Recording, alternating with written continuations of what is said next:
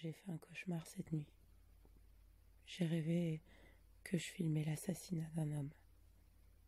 J'étais là, mais je m'obstinais tout de même à m'absenter. J'étais retranchée, peut-être transie par la peur de reconnaître l'horreur, et convaincue que je faisais pour le mieux compte tenu des circonstances. J'étais retranchée, derrière l'écran de mon portable, dont mon regard horrifié ne pouvait cependant pas se soustraire. J'étais retranchée, derrière la croyance consciente ou inconsciente que je n'étais peut-être pas concernée, et j'assistais pendant de longues minutes, 8 minutes d'agonie, un 8 en forme d'infini, certainement pour ne jamais oublier que toutes les vies comptent. Cette vie qui pourtant s'arrachait définitivement de cet homme sans que je n'esquisse le moindre geste. C'est quand la rumeur de son dernier souffle m'est parvenue que le mien m'a brusquement tiré de la stupeur dans laquelle je me trouvais ensommeillée. Et pourtant, dans mon ventre, je pouvais ressentir le tourment et la sueur froide que laissait l'empreinte de ce sacrifice. Ce soir-là, je n'ai pas pu me rendormir. J'ai pensé à cet homme, à tous ces innocents, et j'ai pleuré. En vérité, je ne l'ai jamais vue, cette vidéo, bien que je n'ai pas pu échapper à quelques secondes, déjà insoutenables pour moi et pour mon cœur. J'ai eu un profond élan d'amour pour Georges, mais aussi pour tous ceux qui luttent pour l'amour noble, celui qui ne tolère aucune forme de domination. Je peux ressentir aussi le sentiment de honte et d'inconfort planant face à ce sujet, alors qu'il y a des dizaines d'acteurs sur Internet qui ont le pouvoir d'expression. On se tait. On ne veut pas casser la ligne éditoriale du bonheur et laisser la dureté de la vie l'entacher.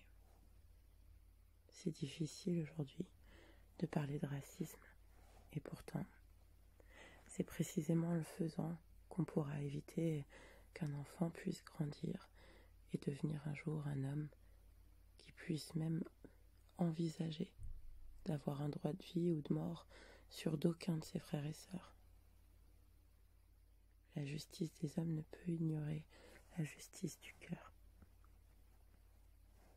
Ne cherchez pas dans l'invisible les démons, ils sont parmi nous.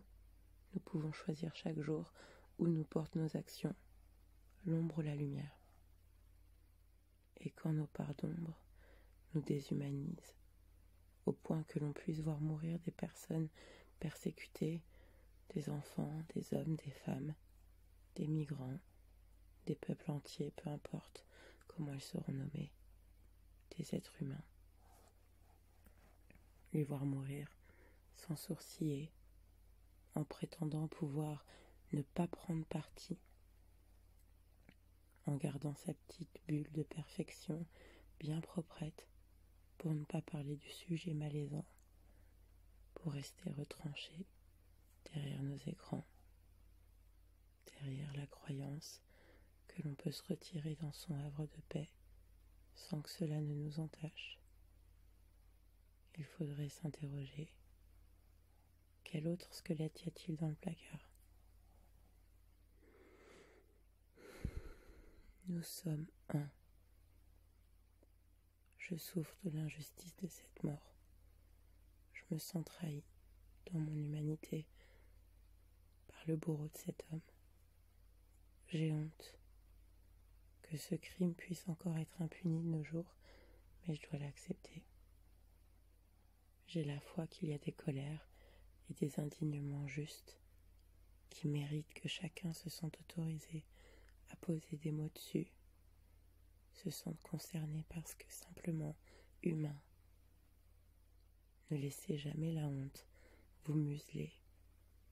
Osez revendiquer l'amour, le droit à chacun de disposer de sa vie librement et de ne pas tolérer et de dénoncer qu'il y ait le moindre alinéa à ce paragraphe